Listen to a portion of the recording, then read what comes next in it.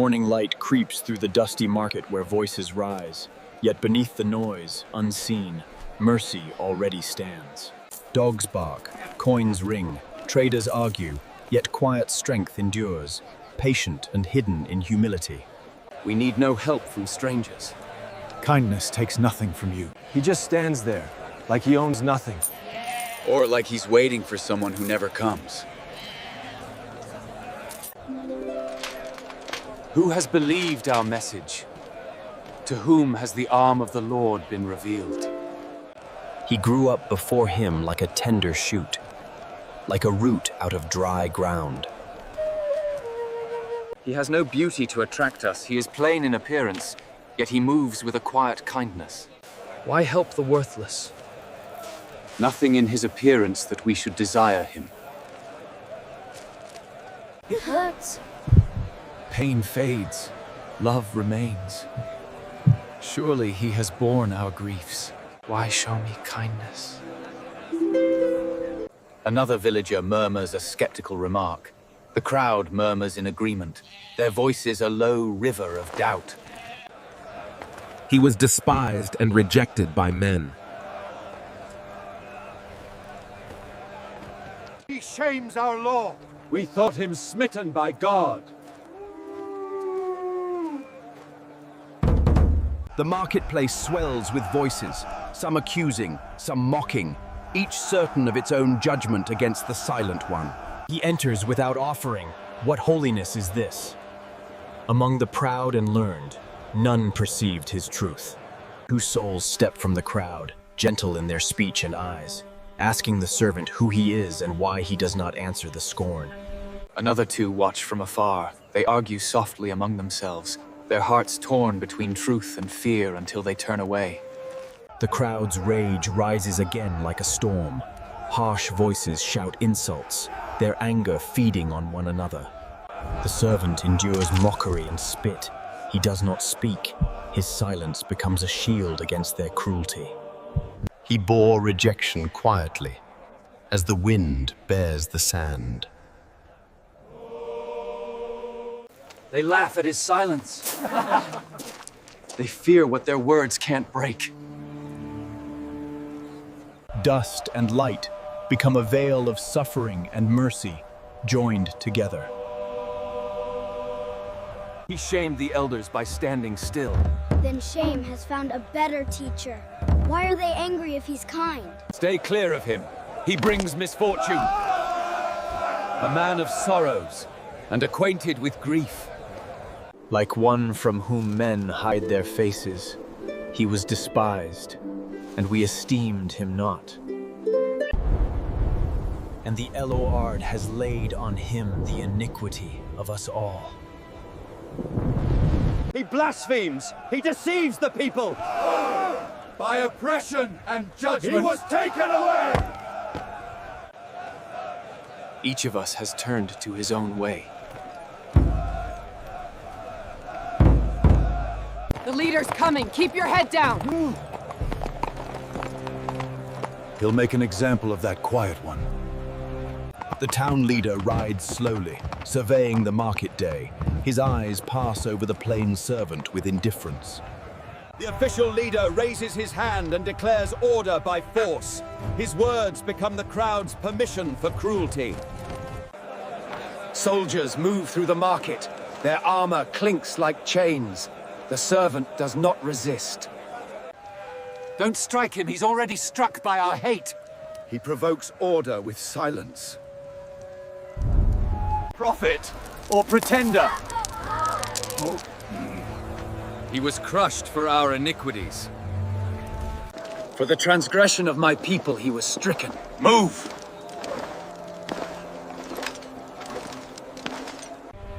In silence, the villagers remember the servant's calm. Their hearts echo the stillness that once shamed their shouting. He's gone? No, mercy doesn't leave with a man.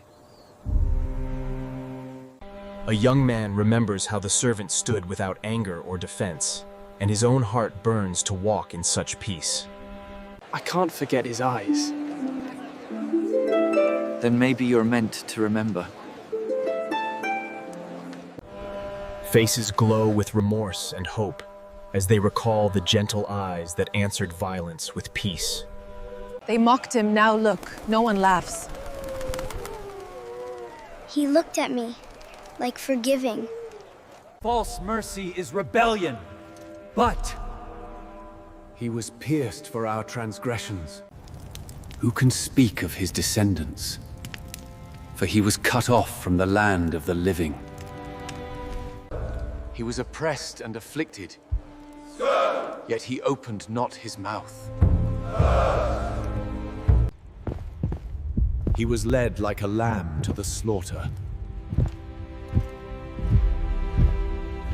He was assigned a grave with the wicked and with the rich in his death. The world passed him by, yet heaven watched with mercy. Through one man's silence, healing is planted in many souls. And with his wounds, we are healed. He poured out his life unto death. Though he had done no violence, nor was deceit in his mouth. Yet it was the Lord's will to crush him and cause him to suffer. And though his life was made an offering for sin, He will see his offspring and prolong his days. and the will of the Lord shall prosper in his hand. After he has suffered, he will see the light of life and be satisfied. By his knowledge, my righteous servant shall justify many. He bore their iniquities and interceded for the transgressors. He shall see the fruit of his suffering and be satisfied. For he bore the sin of many.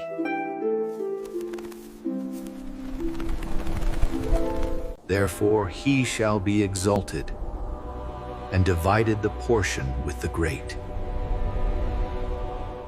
The suffering servant of Isaiah 53, though shunned and afflicted, stands not merely as a figure of sorrow, but as a mirror that reveals the deepest truths of mercy, justice, and love.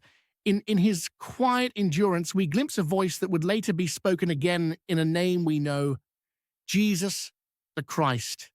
Like the gentle servant, Jesus walked among us with no beauty to attract our gaze, yet in him the beauty of holiness shone brightest.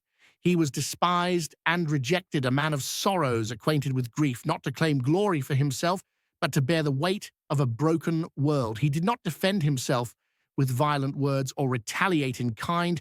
Instead, he opened his mouth, choosing love over retaliation, forgiveness over vengeance. Through wounds that pierced him, healing comes to us all.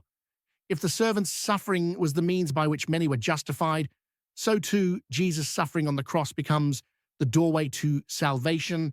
He bore the sins of many. He intercedes for transgressors. By his knowledge and obedience, many are made righteous. And so, as we watch this ancient portrayal unfold on screen, let us hear the deeper chorus. The suffering presented in Isaiah is not merely a historical memory, it is a prophetic keynote that points forward to Christ, the one who fulfills the law and the prophets, who conquers sin not by force but by self-giving love, who brings life out of suffering, and who calls us to respond not with fear or revenge but with faith, forgiveness. What then is the lesson for our lives? The lesson is clear. Follow the servant's example, bear burdens, show compassion, and pray for those who harm us. Through his wounds we are healed, through his cross we find new life, and through his resurrection, justice flows forever. This is Isaiah 53, fulfilled in Christ, the Redeemer who loves to the end. May we live his mercy and share his hope with a hurting world. From his suffering came light. From light came mission. The vision lives on, 24/7, across languages, reaching the unreached. Every broadcast tells his story through ABNs.